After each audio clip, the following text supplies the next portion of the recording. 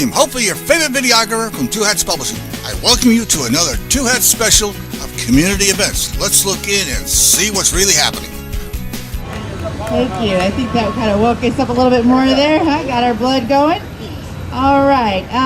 We had just a lot of great speakers so far. And again, I think that the point that we're getting is to keep it in the ground. Next up, I'd like to have the president of Veterans for Peace, Chapter 106 in North Texas, Mr. Ron Unger.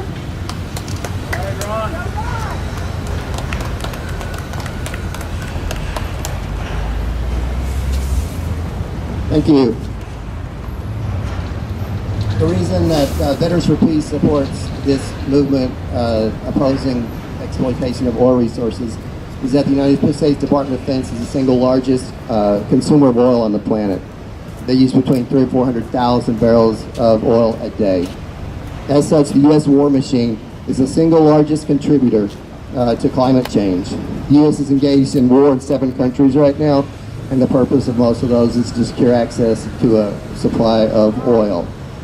Exxon's role in this is that they are bound by their stockholders to maximize profits. Currently, there are trillions of dollars in profits in their business model to be made over the next several decades by exploitation of oil.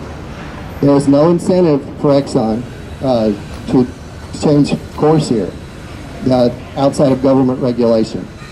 What they need to do is massively refocus on renewable energy and to commit to leaving the majority of the reserves in the ground if we expect to stay within the Paris Climate Agreement 2-degree temperature rise above the nominal pre-industrial temperature.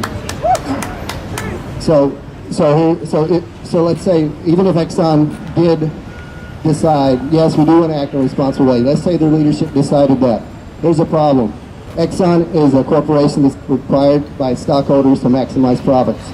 And so if Exxon leadership decided, yes, we're going to focus all of our resources on green energy, which they could easily do, the profit model does not work for them because they've got lots of profits on the books already. And what would happen is the leadership would be changed because that's just how the system works. So what do? What do people do? We have to demand that our elected officials enact policies that reduce the profitability of fossil fuels and increase the profitability of renewable energy. The second thing we need to do is we have to demand that our elected officials disengage from war, because war is the main reason that we have such a focus on oil right now.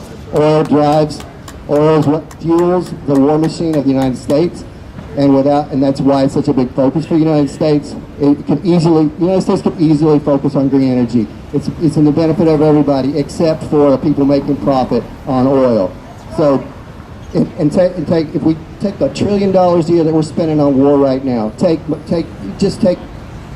majority of it, take half of it, and use that money for constructive purposes, which we could easily do with the politicians who are doing what's right for the people. We could spend that money on infrastructure. We could spend that money on green energy.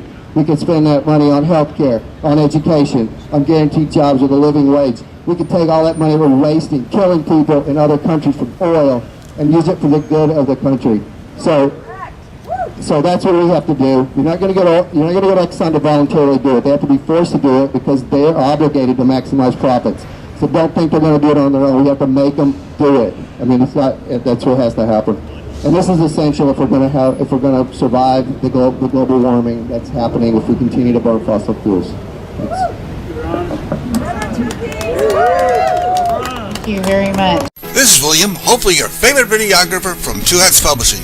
I hope you enjoyed this video. If you like it, please leave comments below, or like, follow, or subscribe to us and get notices of all our videos. We love it, even when you call.